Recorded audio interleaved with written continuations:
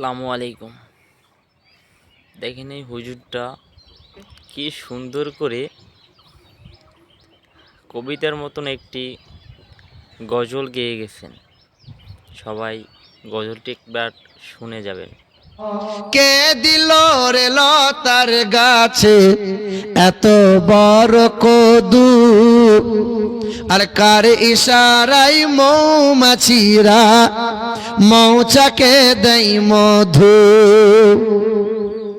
শিমুল গাছে কে দিল রে নরম নরম তুলা, আর কার আদেশে চৈত্র মাসে জমিন মাঝে ধুলা।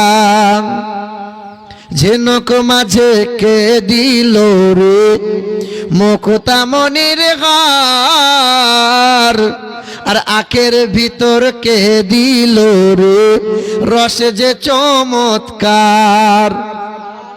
আচ্ছা মানুষ বলো দেখি রাত্রি কেন কালো, আরে সূর্যমণি কোথা হতে পেল এমন আলো।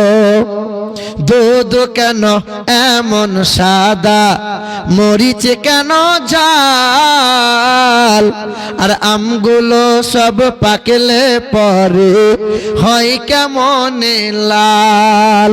সেই হুজুরটা অনেক সুন্দর। সন্ধ্যাবেলায় আকাশে ঘিরে তারার আবির্ভাব, আর মিষ্ট জলে পণ্য কেন গাছের কচি ডাব। ডাব খেয়েছেন আপনারা? নারকেল নাড়া দেবেন, দেখবেন ভেতরে পানি নড়ছে, বোঝা যায়।